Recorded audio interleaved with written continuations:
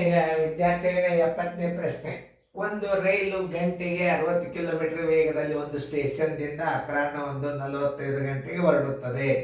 165 ಕಿಮಿ ದೂರವಿರುವ ಒಂದು ಸ್ಟೇಷನ್ ಅನ್ನು ಅದು ಎಷ್ಟು ಗಂಟೆಗೆ ತಲುಪುತ್ತದೆ ನೋಡಿ.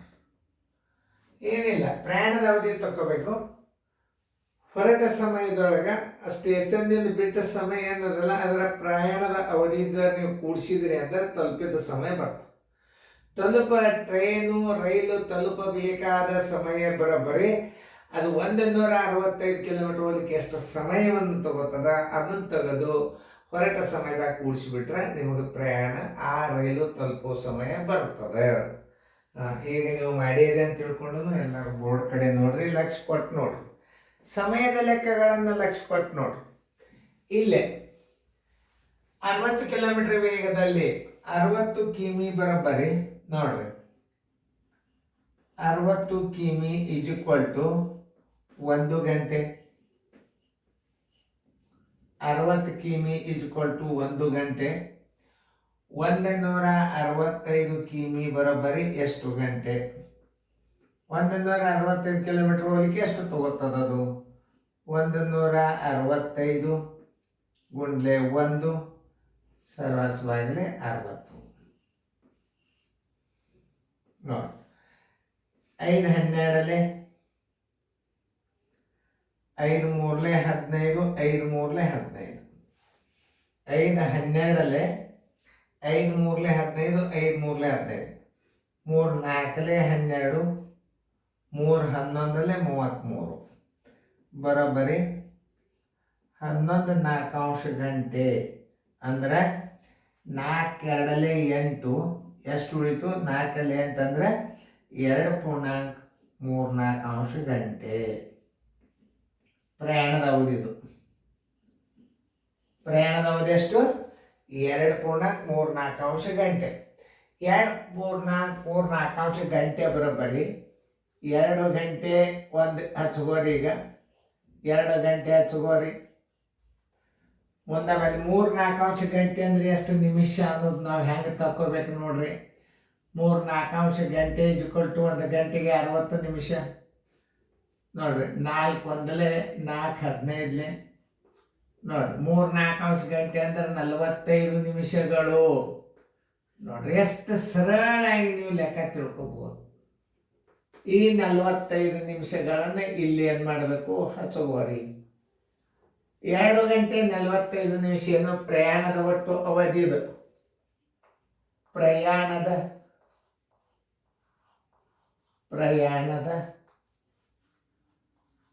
ಒಟ್ಟು ಅವಧಿ ಬರೋಬ್ಬರಿ.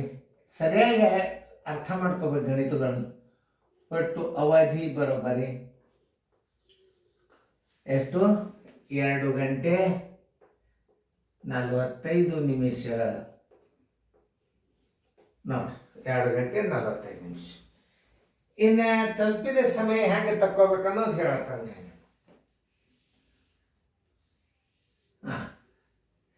2 ಗಂಟೆ 40. ರೈಲು ಸ್ಟೇಷನ್ ತಲುಪಬೇಕಾದ ಸಮಯ ಬರೋಬ್ಬರಿ ರೈಲು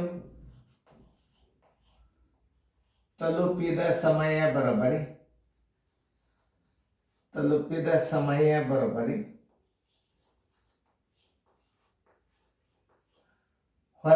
ರೈಲು ಹೊರಟ ಸಮಯ. ರೈಲು ಯಾವಾಗ ಸ್ಟೇಷನ್ ಬಿಟ್ಟ ಸಮಯ, ಹೊರಟ ಸಮಯ ತಿಳಿತಿಲ್ಲ. ರೈಲು ಹೊರಟ ಸಮಯ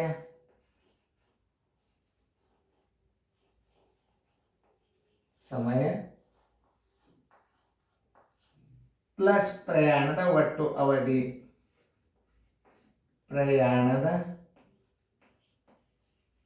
ಪ್ರಯಾಣದ ಒಟ್ಟು ಅವಧಿ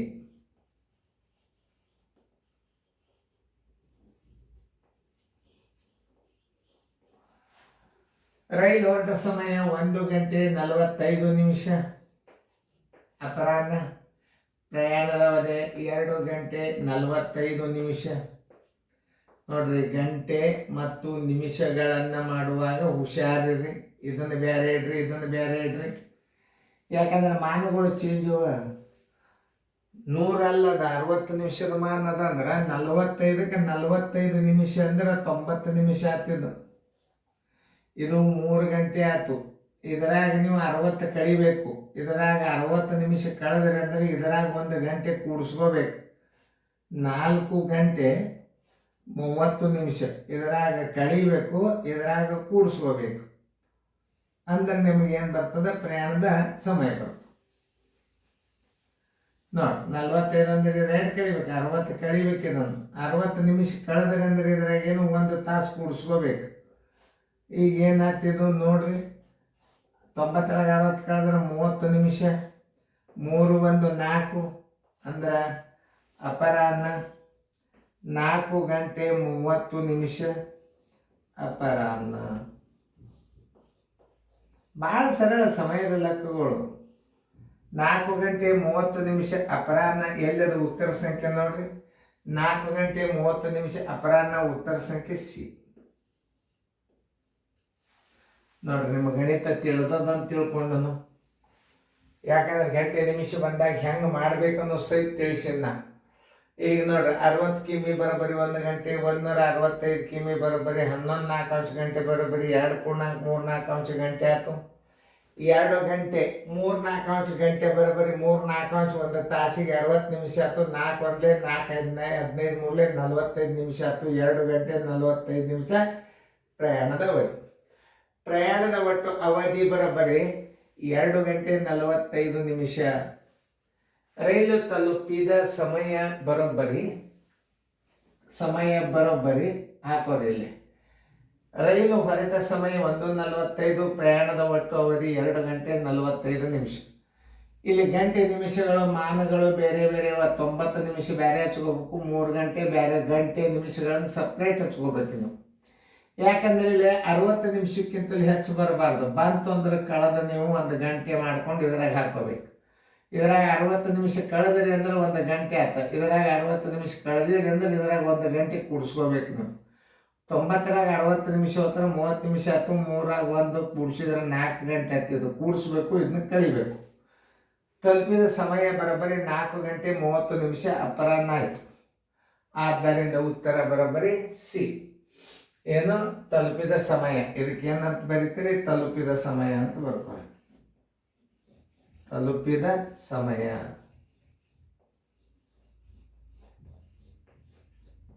4 ಗಂಟೆ 30 ನಿಮಿಷ ಅಪರಾಹ್ನ. ಉತ್ತರ ಸಂಖ್ಯೆ ಸಿ. ಸರಿಯಾಗಿ ಇನ್ನೊಂದ್ಸಲ ನೀವು ಈ ವಿಡಿಯೋಗಳನ್ನು ಹೆಚ್ಚು ನೋಡ್ರಿ.